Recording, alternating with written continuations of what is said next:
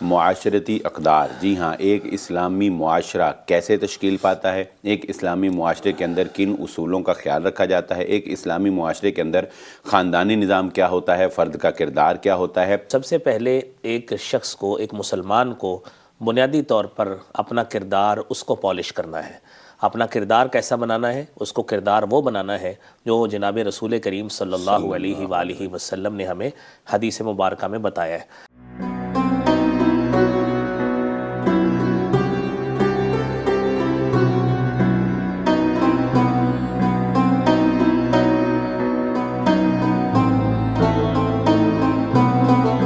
بسم اللہ الرحمن الرحیم۔ پروگرام ستارہ حرم کے ساتھ ایک مرتبہ پھر میں آپ کا میزبان بلال احمد۔ پروگرام میں میرے ساتھ موجود ہیں جناب ڈاکٹر مسعود قاسم صاحب۔ ناظرین کرام، آج ہم بات کریں گے معاشرتی اقدار، جی ہاں، ایک اسلامی معاشرہ کیسے تشکیل پاتا ہے، ایک اسلامی معاشرے کے اندر کن اصولوں کا خیال رکھا جاتا ہے، ایک اسلامی معاشرے کے اندر خاندانی نظام کیا ہوتا ہے، فرد کا کردار کیا ہوتا ہے۔ جی ہاں، اقبال نے اسی پر روشنی ڈالتے ہوئے بہت پہلے ہمیں یہ بات کہہ دی تھی کہ اپنی ملت کو تو قیاس اقوام مغرب پہ نہ کر، خاص ہے ترکیب میں قوم رسول ہاشمی صلی اللہ علیہ وسلم۔ جی ہاں، مسلمان کا ایک اپنا تشخص ہے، ایک اپنا معاشرتی اقدار ہے، ایک اپنی حیثیت ہے، اس کی اپنی ایک تہذیب ہے۔ آج افسوس سے یہ کہنا پڑتا ہے کہ ہم اپنی تہذیب کو چھوڑ کر مغرب کی تہذیب کو اپنانے کے در پہ ہوئے ہیں، اس میں زوال ہی زوال ہے۔ ڈاکٹر صاحب سے بات کریں گے۔ ڈاکٹر صاحب یہ فرمائیے گا، معاشرتی اقدار کی جب ہم بات کرتے ہیں تو اس معاشرتی اقدار میں سب سے پہلے ایک ذاتی فرد کا کیا ذمہ داری ہے، کیا اس کے اوپر فرائض عائد ہوتے ہیں کہ وہ معاشرتی اقدار میں اسلامی معاشرے کی تشکیل کے لیے اپنا کردار ادا کرے؟ جی شکریہ بلال صاحب، یہ انتہائی اہمیت کا حامل موضوع ہے، اور یہ موضوع ایسا ہے جو ایک ملٹی ڈائمینشنل ہے۔ اس میں آپ نے ابتدا میں جو بات خود فرمائی ہے اپنے انٹرو میں کہ اس میں خاندانی نظام بھی آتا ہے، اس میں ہمارا سوشل آرکائیوز بھی آتے ہیں، سوشل نارمز بھی آتی ہیں، اور ہمارے کئی ایسے کسٹمز ٹریڈیشنز بھی آتی ہیں جو بسا اوقات ہمیں انفرادی طور پر، بسا اوقات خاندان اور فیملی کے لیول پر، اور بسا اوقات ہمیں پورے معاشرے کے طور پر اس کو سیلیبریٹ کرنا پڑتا ہے یا اس کا حصہ بننا پڑتا ہے۔ آپ نے بات کی انفرادی حیثیت سے، تو سب سے پہلے ایک شخص کو، ایک مسلمان کو بنیادی طور پر اپنا کردار اس کو پالش کرنا ہے۔ اپنا کردار کیسا بنانا ہے؟ اس کو کردار وہ بنانا ہے جو جناب رسول کریم صلی اللہ علیہ وآلہ وسلم نے ہمیں حدیث مبارکہ میں بتایا ہے۔ حدیث میں آتا ہے کہ ہر جو دین ہے اس کا ایک خلق ہوتا ہے، اور ہمارے ہاں جو اسلام کا خلق ہے وہ حیا ہے، اخلاق اس کا حیا ہے، عفت ہے، پاک دامنی ہے، اور موڈسٹی ہے۔ اور رسالت مآب صلی اللہ علیہ وآلہ وسلم نے یہ بھی فرمایا، ان مما ادرک الناس من کلام النبوہ، کہ جو ہم لوگوں نے تمام لوگوں نے انبیاء کے نبوت سے جو کچھ حصہ اور ان کے کلام سے جو کچھ ایک ورثہ میں پایا ہے، وہ یہ پایا ہے کہ عزت، عفت، عصمت، پاک دامنی وہ ہے۔ اور اس لیے آپ نے فرمایا اذا لم تستحی فاصنع ما شئت، کہ اگر تجھے یہ حیا نہیں ہے تو پھر انسان اگر اس لمیٹیشنز کو کراس کر لیتا ہے تو پھر اس کی مرضی ہے کہ وہ جس طرف مرضی اپنا عمل جو ہے وہ کرتا پھرے۔ اور حیا، عزت اور پاک دامنی یہ ہماری بنیادی سوشل اقدار میں سے ہے۔ دیکھیں، ہم لوگ اپنی فیملی میں رہتے ہیں، ہم تعلیمی ادارے میں اب تعلیم حاصل کرتے ہیں، ہم بازار میں، مارکیٹ میں جا کر کاروبار کرتے ہیں، دیگر ہمارے جتنے بھی سوسائٹی میں ادارے ہیں، ہمارا ان کے ساتھ انٹریکشن ہم سب لوگوں کا کسی نہ کسی طرح ہوتا ہے۔ تو جب بنیادی طور پر ہمارے اندر تربیت کا اگر فقدان رہا، اور ہمارے اندر یہ موڈسٹی کے حوالے سے، حیا کے حوالے سے اگر ہماری تربیت نہ ہو سکی، تو یقین جان لیجئے کہ ہمارا ڈیٹیریوریشن اور انحطاط، زوال پذیری، وہ اس طرف ہم ضرور چلتے بڑھیں گے۔ آپ نے خود اقبال کے بڑے پیارے شعر سے آپ نے اپنے انٹرو میں جس کا بتایا کہ اپنی ملت کو پہ قیاس اقوام مغرب کو نہ کر، خاص ہے ترکیب میں قوم رسول ہاشمی۔ ہمیں تو خوش ہونا چاہیے، فخر محسوس کرنا چاہیے کہ ہم اس رسول امی کے ہم امتی ہیں جس امت کو قرآن کریم میں خیر الامہ کہا گیا ہے، جس امت کو شفاعت کبریٰ نصیب ہوگی اور جس کے نبی کو اللہ تعالیٰ مقام محمود عطا فرمائیں گے، تو اس لیے ہمیں خوش ہونا چاہیے اور ہمیں اس کو ہی اصل سمجھنا چاہیے، اسی اپنے اصل ورثے کو ہی اصل ورثہ اور اصل ہیریٹیج سمجھ کر اسی سوشل آرکائیوز کو اپنانا چاہیے جو ہمارا دین اور شریعت ہمیں بتاتی ہے۔ اسی میں ہی ہمارا بھلا ہے، اسی میں ہی ہماری پہلے جو ہماری آگے انسیسٹرز گزر چکے ہیں ان کا بھلا تھا، ہماری آنے والی نسلوں کا بھی اسی میں ہی بھلا ہے کہ ہم سب سے پہلے عزت، عفت اور پاک دامنی جو ہے وہ اس کو اختیار کریں، اور جب با حیا کردار ہوگا تو انشاءاللہ ہر فیلڈ میں ہمیں جو ہے وہ کامیابی ڈاکٹر صاحب، نصیب جب ہم بات کرتے ہیں حیا کی تو دیکھیے آج کے اس معاشرے میں بعض ایسے بھی حالات دیکھنے کو ملتے ہیں کہ غیرت کے نام کے اوپر، شرم و حیا کے نام کے اوپر ہم لوگ بسا اوقات خواتین کا، بچیوں کا استحصال بھی کرتے ہیں۔ مثال کے طور پہ آپ کیا کہتے ہیں کہ اسلام اس بارے میں کیا رہنمائی کرتا ہے کہ اگر ایک لڑکی وہ چاہتی ہے کہ وہ اپنی مرضی سے شادی کرے، وہ اپنی مرضی سے اپنا لائف پارٹنر جو ہے وہ پسند کرے، لیکن ہم کہتے ہیں کہ نہیں، اگر کوئی لڑکی ایسا اظہار کرے تو ہم کہتے ہیں کہ یہ بے حیا ہے، یہ نافرمان ہے، یا اس کے اندر وہ والی شرم و حیا نہیں ہے۔ تو کیا وہ باتیں ذرا ہمارے ناظرین کو بتائیے گا کہ کیا یہ اس طرح کی باتیں، اپنی پسند کا اظہار کرنا، یہ کیا حیا کے منافی ہیں؟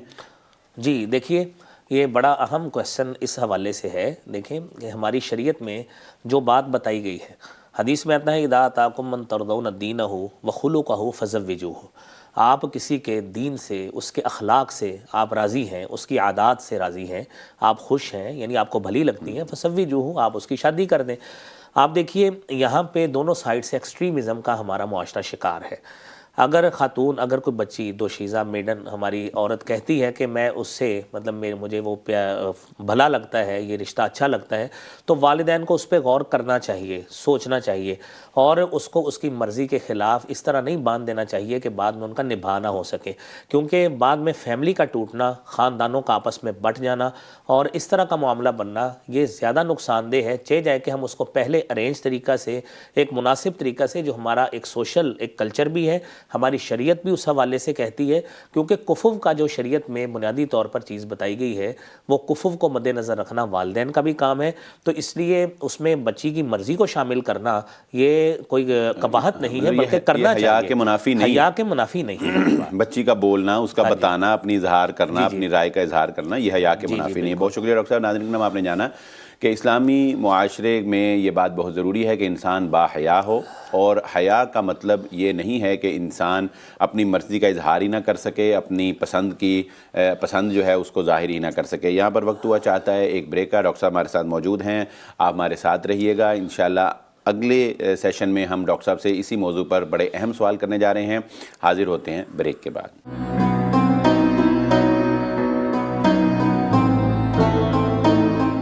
ویلکم بیک ناظرین، پروگرام ستارہ حرم میں ہماری گفتگو معاشرتی اقدار کے حوالے سے جاری ہے۔ ڈاکٹر صاحب ہمارے ساتھ موجود ہے۔ ڈاکٹر صاحب یہ فرمائیے گا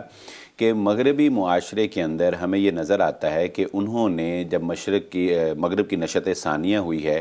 تو عورت کو مرد کے شانہ بشانہ لانے کے لیے انہوں نے اپنے خاندانی نظام کی دھجیاں اڑا دی، وہاں پر رشتوں کا تقدس جو ہے وہ ختم ہو گیا، جبکہ الحمدللہ ابھی ہمارے ملک پاکستان میں ایک خاندانی نظام موجود ہے، میاں بیوی ہیں، ساس سسر ہیں، بھائی اکٹھے مل کر رہ رہے ہیں۔ تو آپ کیا سمجھتے ہیں کہ ایک معاشرتی اقدار میں خاندانی نظام کو قائم رکھنے کی کتنی اہمیت ہے، اور اگر ہم اس خاندانی نظام کو کھو بیٹھتے ہیں، جس طرح کہ اب آج کل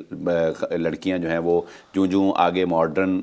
لبرل کی طرف جا رہی ہیں، تھنکنگ کی طرف، تو وہ ویسے اس خاندانی نظام سے بھی جو ہے کنارہ کشی کر رہی ہیں، تو آپ کیا سمجھتے ہیں کہ ہماری بقا اس خاندانی نظام میں محفوظ ہے، یا ہمیں اس کے الٹرنیٹ کوئی اور نظام جو ہے وہ سوچنا چاہیے؟ جی دیکھیں، ایک کمپریہنسو کویسچن ہے، اور اس میں خاندانی نظام ہماری شریعت میں ایک بڑا اہم رول اور کردار ادا کرتا ہے، اور ہمارے کئی شرعی مسائل ایسے ہیں جو ہمارے ایک مستحکم اسٹیبلشڈ فیملی سسٹم کے ساتھ جو ہیں وہ جڑے ہوئے ہیں، اور اگر ہم ان کو سیپریٹ کرنے کی کوشش کریں گے تو ہمارا ایک جو فیملی سسٹم ہے وہ اسٹیبلشڈ نہیں رہے گا، بلکہ ڈس انٹیگریشن اور انتشار کا شکار ہوگا۔ آپ نے بات کی کہ ہمارے معاشرے میں یعنی جو ویسٹرن ٹریڈیشنز جو ہیں وہ پینیٹریٹ کر رہی ہیں، میں بلال صاحب دیکھیے اس میں سب سے بڑا ذمہ دار ہم میڈیا کو ایک بنیادی ستون ہم سمجھتے ہیں. جب ہمارے چینلز پہ ایسے ایسے سینز دکھائے جائیں گے اور اس کے رائٹرز ایسے سکرپٹ بھریں گے کہ جس میں بیٹی باپ کے ساتھ تکرار کرتی نظر آئے گی اور جس میں بیٹی ماں کے ساتھ تکرار کرتی نظر آئے گی، باپ بیٹے سے یا بیٹی سے کسی بات کو کرنے کو کہتا ہے اور وہ ڈائریکٹلی آگے سے آرگیو کرتی ہے کہ میں آپ کے پابند نہیں. اور ایک سازشی سا ماحول، یعنی وہ بہو جو ہے وہ ساس کے خلاف سازش کر رہی ہے اور وہ بہن جو ہے وہ چھوٹی بہن کے خلاف سازش کر رہی ہے، اور وہ یعنی ایک گھر کا جو ماحول ڈراموں میں دکھایا جا رہا ہے وہ مکمل سازشی ماحول ہے. یعنی کوئی ایسے ہے کہ جیسے کوئی دوسرے سے خوش ہے ہی نہیں، خوش نہیں ہے، سارے سازشوں میں لگے ہوئے ہیں، ہر کوئی دوسرے کو نقصان پہنچانے کے در پہ یہ دکھایا جا رہا ہے. تو ایسے میں تو خاندانی نظام، دیکھیے چونکہ ہم ڈرامے اس طرح دیکھتے نہیں ہیں، ہمارے یہاں تو کچھ چھوٹا سا سین اگر موبائل میں آ گیا نا تو اس پہ نظر پڑی تو چیزیں دیکھنے کو یہ آتی ہیں کہ یہ ڈرامے کے جتنے کریکٹر ہیں نا یہ سارے ایک دوسرے کی لیگ پولنگ، انٹریگز اور سازشیں کرنے پہ کوئی بھی کسی کے ساتھ سنسیئر نہیں ہے. اگرچہ وہ کریکٹر فرضی ہوتے ہیں لیکن جو اس کی نظریہ دے رہے ہوتے ہیں، تو اس کا ایک تھیم جو ڈیلیور ہو رہا ہوتا ہے، ایک باقاعدہ میڈیا کمیونیکیٹ کر رہا ہے. نظریہ جو ہوتا ہے نا جی میڈیا بلال صاحب، وہ ہماری آئیڈیالوجی کا ایک بنیاد کو اسٹیبلش کرنے کے لیے ہوتا ہے کہ وہ اس معاشرے میں ان ٹریڈیشنز کو قائم کرے. جب ہم اس طرف کو چلے جائیں گے اور یہ چیز سکھانے کی کوشش کی جائے گی اور یہ تھیم پبلک کے ان کے مینٹیلٹی کو اس کو تیار کیا جائے گا اس حوالے سے، تو پھر مسائل تو بنیں گے. باقی جو خاندانی نظام ہے اس کے علاوہ آپ دیکھیں قرآن کریم میں اللہ رب العالمین نے بڑے پیارے انداز سے ہمیں یہ بات سمجھائی ہے. آپ دیکھیں مرد و خاتون کو برابر حقوق کے اعتبار سے کس انداز سے کیا ہے. فرمایا وَلَهُنَّ مِثْلُ الَّذِي عَلَيْهِنَّ بِالْمَعْرُوفِ، کہ ان کے لیے بھی وہی کچھ ہے جو تمہارے لیے ہے، یعنی حقوق کی برابری اس حوالے سے موجود ہے. پھر آپ دیکھیے شریعت نے خاتون کو کتنا پیارا مقام دیا ہے. شریعت نے خاتون کو وراثت کا حق دیا ہے جو اس سے قبل نہیں ہوتا تھا، اور خاتون کو بالکل لاوارث سمجھ کر اور معاشرے کا ایک اگنورڈ شخص جو ہے نا وہ بنا کر اس کو پھینک دیا جاتا تھا. اور پھر اس کے ساتھ تعدد ازواج یعنی نمبر آف وائفز کے حوالے سے شریعت نے لیمیٹائز کر دیا اور فرما دیا کہ 4 تک تمہیں میکسیمم اجازت ہے، اور وہ بھی اس صورت میں کہ اگر تمہیں یقین ہے کہ تم عدل قائم کر سکو گے. کیا لیکن یہ 4 والی بات تو عربوں کے لیے ہے، یہ ہمارے لیے نہیں وہ سارے کے لیے نہیں ہے، وہ ساری کمیونٹی کے لیے، مسلم کمیونٹی کے لیے ہی ہے. اچھا تو وہ ہمارا اصل کلچر اجازت نہیں دیتا، خواتین کو یہ بات شریعت اجازت دیتی ہے. یہ بات آئی ہے شیخ، اگر بات آپ نے کی ہی ہے تو میں یہاں پر یہ بھی آپ سے سوال کرتا چلوں کہ خواتین جو ہے وہ برداشت نہیں کر سکتی پاکستان میں کہ وہ ان کا مرد جو ہے وہ 1 سے زائد شادی کرے. اچھا، جبکہ اس کے برعکس اگر ان کا خاوند کسی اور ریلیشن میں ہے، اس نے گرل فرینڈ رکھی ہوئی ہے یا وہ اس کے علاوہ کسی غیر محرم سے جو ہے وہ اس کا کوئی ناجائز ریلیشن ہے، اس پر تو وہ کمپرومائز کر رہی ہیں، اس پر تو وہ خاموش ہیں، لیکن اس کو یہ اجازت نہیں دیتے. اس وقت تک کمپرومائز ہے جب تک اس کو پتہ نہیں ہے. جب پتہ لگ جائے گا تو پھر وہ کمپرومائز نہیں کرے گی، کیونکہ ایک چیز غیر شرعی، ایک غیر فطری سی ہے. تو اس لیے جب شریعت ہی اس چیز کی اجازت نہیں دیتی تو یہ کام تو گرل فرینڈ رکھنا یا ان لیجٹمیٹ ریلیشنز قائم کرنا، اس کی تو نہ شریعت اجازت دیتی ہے نہ قانون اجازت دیتا ہے، ہمارے اخلاق کسی بھی طرح معاشرہ جو ہے اجازت نہیں دیتا. بنیاد ہماری چونکہ ہم ایک نظریاتی اسٹیٹ میں رہتے ہیں، ہمارا جو تعلق ہے وہ پاکستان سے. پاکستان ایک آئیڈیولوجیکل اسٹیٹ ہے الحمدللہ، جس میں ہمارا ایک اسلام کی آرکائیوز اور ٹریڈیشنز موجود ہیں اور انہی بیس پر ہماری تمام چیزیں جو ہیں ہوتی ہیں. باقی جو آپ نے بات کی دیکھیں وائفز کے حوالے سے نا، 4 کو تعدد ازواج کو لیمیٹائز اس لیے کیا گیا کہ اس وقت یہ ہوتا تھا خاتون کا خاوند فوت ہو جاتا تھا تو وہ خاتون اب اس کا خاوند فوت ہو گیا، اس کو چاہے بڑا بیٹا اس سے نکاح کر لے نعوذ باللہ، یا کوئی شخص اس کی جائیداد ہتھیانے کے لیے اس سے وقتی طور پہ نکاح کرتا، اس کی جائیداد لے کے اس کو چھوڑ دیتا. یہ کئی قباحتیں تھیں جو سورہ نساء کے آغاز میں جو آیات ہیں، یہ ان کا بیک گراؤنڈ اسی حوالے سے ہے، جس کے حوالے سے ہمارے سامعین کو، ہمارے جو ناظرین ہیں، ان کو بھی اس حوالے سے خود بھی قرآن کریم کو سٹڈی کرنا چاہیے تاکہ انہیں اسلام کی بنیادی اقدار جو ہیں وہ معلوم ہو سکے کہ ہماری شریعت نے ہر لحاظ سے خواتین کا بھی تحفظ کیا ہے، ان کے انٹرسٹ کا بھی تحفظ کیا ہے، اور اسی طرح ہمارے معاشرے میں ایک ایسی پاک اور پیور اور سیکرڈ قسم کی ٹریڈیشنز قائم کی ہیں جس کی مثال کسی اور طرف نہیں ملتی. بہت شکریہ ڈاکٹر صاحب. ناظرین کرام، پروگرام ستارہ حرم میں ہماری گفتگو ایک اسلامی معاشرے کے حوالے سے معاشرتی اقدار پہ جاری ہے. یا وقت ہوا چاہتا ہے ایک بریک کا، حاضر ہوتے ہیں بریک کے بعد.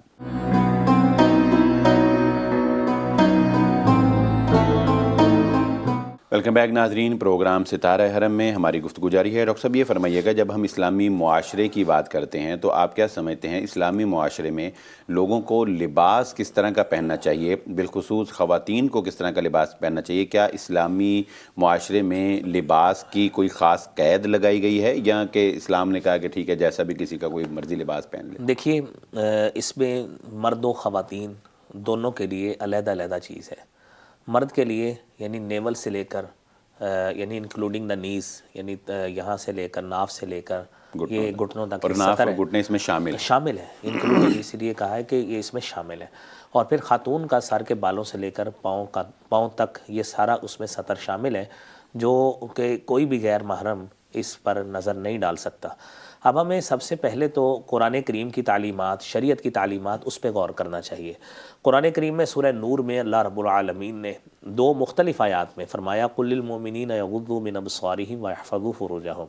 اے نبی صلی اللہ علیہ وسلم مومن مردوں سے کہہ دیجئے یغضوا من ابصارہم، وہ اپنی نگاہوں کو نیچا رکھیں، ویحفظوا فروجہم، اور اپنی عزت اور عصمت کی حفاظت کریں۔ اور ساتھ ہی اگلی آیت میں فرمایا قل للمؤمنات، اے نبی صلی اللہ علیہ وسلم مومن عورتوں سے کہہ دیجئے یغضضن من ابصارہن، وہ اپنی نگاہوں کو نیچا رکھیں، ویحفظن فروجہن، اور اپنی عزت اور عصمت کی حفاظت کریں۔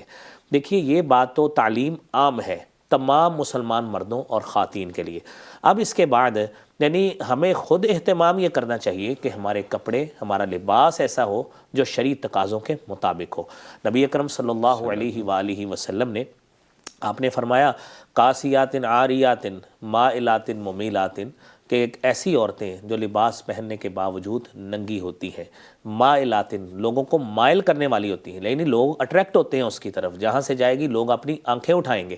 اور اس کی طرف دیکھیں گے، ممیلات خود مائل کی جانے والی ہوتی ہیں۔ اور آپ صلی اللہ علیہ وسلم نے فرمایا لا يدخلن الجنہ، ایسی خواتین کبھی بھی جنت میں داخل نہیں ہوں گی، ولا یجدن ریحہا، اور نہ ہی جنت کی خوشبو کو پائیں گی، وَإِنَّ ریحہا لیوجد کذا وکذا، اگرچہ جنت کی خوشبو اتنی مسافت سے محسوس کی جائے گی، لیکن اللہ تعالیٰ ان کو ان عادات کی بدولت جو دنیا میں اپنا لباس ہونے کے باوجود ننگی ہوتی تھیں، اللہ کریم ان کو اس نعمت سے محروم رکھے گا۔ اگر یہ آج ہماری نوجوان نسل کو اس چیز کا علم ہو جائے تو یقینی بات ہے ان کی اصلاح آج والدین کے لیے انتہائی ضروری ہے کہ والدین اپنے بچوں کی تربیت اس حوالے سے کریں کہ وہ اپنا لباس اسلامی اقدار کے مطابق، اپنی جو قومی اقدار ہے، اسلامی اقدار ہے، اس کے مطابق جو ہے وہ ترتیب ڈاکٹر صاحب یہاں پہ یہ ذرا ناظرین کو بتائیے گا کہ ہمارے ہاں تو بہت برا حال ہو گیا کچھ ٹک ٹاک، اب ٹک ٹاک جو ہے ایپلیکیشن، اس پر اب بچیاں گھروں میں بیٹھ کر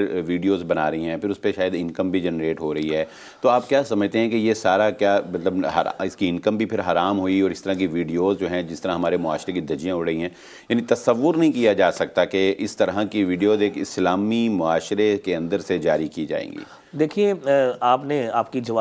کے سوال سے ہی وہ جواب واضح ہے کہ ہر وہ چیز جس کی بنیاد جو ہے ایسی چیز پہ رکھی جائے جس کی شریعت نے اجازت نہیں دی، تو ڈیفینیٹلی اس کی کمائی بھی اسی طرح ہی انلیجٹمیٹ اور غیر قانونی، غیر شرعی ہوگی۔ تو اب دیکھیے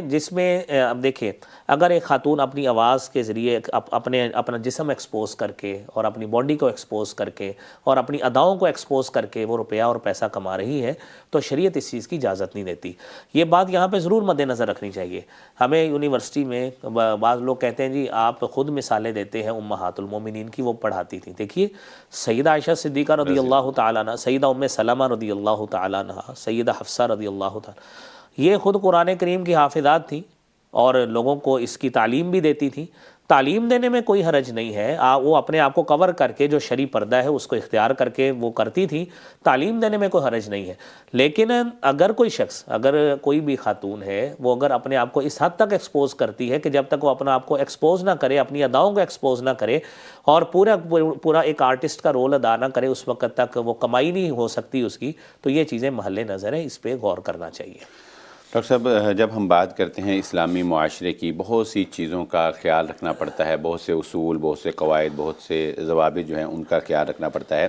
آپ کیا سمجھتے ہیں اسلامی معاشرے کی تشکیل میں، جیسا کہ ابھی ہم نے بات کی ٹک ٹاک کی آمدنی کی، تو کیا جو ہمارا معاشی نظام ہے جس میں انکم کمانا، پیسے کمانا مرد کی ایک بہت بڑی ذمہ داری ہے، اسلامی معاشرے میں سورس آف جو انکم ہے کیا ان کا حلال ہونا یہ کس حد تک ضروری ہے، یا آپ بس پیسہ آنا چاہیے جیسے کہ سرمایہ دارانہ نظام ہے، اب وہ پیسہ آنا چاہیے چاہے جیسے مرضی آئے، کسی کا پیٹ چاک کر کے آئے، کسی کا عزت نیلام کر کے آئے، سود سے آئے، کیسے اس کی کتنی اہمیت ہے ہمارے اسلامی معاشرے کے اندر؟ جی دیکھیں، اہمیت کی حامل بات ہے۔ قرآن کریم میں اللہ رب العالمین نے فرمایا یا ایھا الذین آمنوا کلوا من طیبات ما رزقناکم، اے ایمان والو کھاؤ اس سے، ان پاکیزہ چیزوں سے جو ہم نے تمہیں دی ہیں، اور فکلوا مما رزقکم اللہ حلالا طیبا، سورہ نحل کی آیت ہے کہ کھاؤ اسے جو اللہ نے تمہیں دیا ہے، حلال بھی ہو طیب بھی ہو۔ جہاں پہ بات ہے حلال ہونے کی، وہ تو فی نفسی ہی اٹ سیلف وہ سورس آف انکم حلال ہونا چاہیے، اور کوئی اس کی بنیاد حرام پہ، غصب شدہ مال پہ نہیں ہونی چاہیے، جھوٹ بول کر مال نہیں ہونا چاہیے۔ ساتھ طیب کہا ہے کہ آپ اس کو، یعنی ایک تو تاکید کے لیے مفسرین کہتے ہیں کہ یہ تاکید کے لیے، دوسرا یہ ہے کہ آپ اس کو حاصل کریں، حاصل کرنے کا ذریعہ بھی جو قانون کے مطابق ہو، شریعت کے مطابق ہو۔ اب بلال صاحب، ہم تو اس کو یہاں تک جو ہے نا لیتے ہیں مفسرین کی ان آراء کی روشنی میں کہ اگر ایک جگہ پہ اگر گورنمنٹ کی طرف سے لکھا ہے یہاں پہ شکار کرنا حرام ہے، شکار کرنا غیر قانونی ہے، تو وہاں پہ شکار کرنا اس آیت کریمہ کے خلاف ہوگا پھر، کیونکہ یہ طیب طریقہ خلاف قانون ہوگا، طیب نہیں ہوگا۔ تو اس لیے ان چیزوں کو سمجھنا چاہیے۔ یہ بڑی ایک اچھی بات آپ نے کی ہے کہ ہمیں صرف اسلامی معاشرے میں صرف یہ نہیں دیکھنا کہ قرآن و سنت کے مطابق تو ہم نے وہ تو اصول ہیں ہی، لیکن اس کے بعد ہم نے یہ بھی دیکھنا ہے کہ ہمارے ریاستی قوانین کیا، اگر کسی چیز پر پابندی عائد کی گئی ہے تو وہ بھی اولو الامر کی اطاعت جو ہے وہ بھی ہمیں لازم ہے، اس کا بھی ہمیں خیال کرنا چاہیے۔ یہ بھی ایک اسلامی معاشرے کی تشکیل کے لیے ضروری قرار پاتا ہے۔ بہت شکریہ ڈاکٹر صاحب۔ ناظرین اکرام، پروگرام کا وقت ختم ہوا چاہتا ہے۔ اسلامی معاشرے میں زندگی کیسے گزاری جائے گی، اس پر اختصار کے ساتھ گفتگو فرما رہے تھے ڈاکٹر مسعود قاسم صاحب۔ جی ہاں، اس کا لب لباب اور خلاصہ یہ ہے کہ اسلامی معاشرے میں خاندان کی پاسداری کی جائے گی، خاندان کا تحفظ کیا جائے گا، لباس اسلامی ہوگا، نظر کی حفاظت کی جائے گی، ہماری انکم آمدن جو ہے وہ اسلامی ہوگی، ایک بڑا با کردار با حیا معاشرہ جو ہے وہ تشکیل دیا جائے گا۔ اسی کے ساتھ پروگرام ستارہ حرم کا وقت ختم ہوا چاہتا ہے۔ اپنے میزبان بلال احمد کو اجازت دیجیے۔ آئندہ ایک نئے پروگرام کے ساتھ، ایک نئے عنوان کے ساتھ حاضر ہوں گے۔ اللہ حافظ۔